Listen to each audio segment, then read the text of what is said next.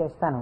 కనుక శివపురాణాన్ని మనం శివాష్టోత్తర శతనామ స్తోత్రంతో అనుసంధానం చేసుకుంటే ఈ ప్రవచనాలు అయిపోయిన తరువాత కూడా మీరు ఎప్పుడైనా ఇంటి దగ్గర కూర్చుని నామాలు చదువుకుంటుంటే మనస్సు తొందరగా రమిస్తుంది. ఎందుచేత అంటే శివో మహేశ్వర శంభు పినాకి శశిశేఖర అని చదవడం వేరు.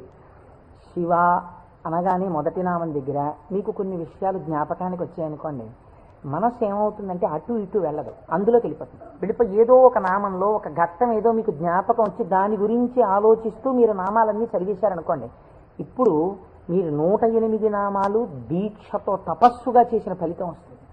అది అర్థం తెలియకుండా చదువుతున్నారనుకోండి, మనస్సు చించలమై ఎక్కడికో వెళితే నామం చెప్పిన ఫలితం ఉంటుంది, కానీ మనస్సు లగ్నం కాదు. మనస్సుని కూడా ఏకీకృతం చేసేటటువంటి ప్రయత్నంలో భాగంగా శివమహాపురాణాన్ని శివాష్టోత్తర శతనామ స్తోత్రంతో అనుసంధానం చేస్తే మనందరికీ ఎక్కువ ప్రయోజనకరంగా ఉంటుంది అని నాకు అనిపించింది. పైగా అందరూ చక్కగా ప్రదోష వేళలో శివనామం చెప్పేటటువంటి అదృష్టాన్ని పొందుతారనిపించింది.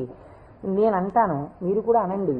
ఇది అయిన తర్వాత నేను ప్రవచనం ప్రారంభం చేస్తాను. ఇవాళే కాదు, ప్రతిరోజు. ఇవాళంటే కొద్దిగా మనకు ప్రారంభం కాబట్టి ఆలస్యం అయింది, రేపటి నుంచి అలా ఉండదు ఖచ్చితంగా. ఎందుకంటే ప్రదోష వేళలో ఈ నామాలు చదవాలి కాబట్టి 6:30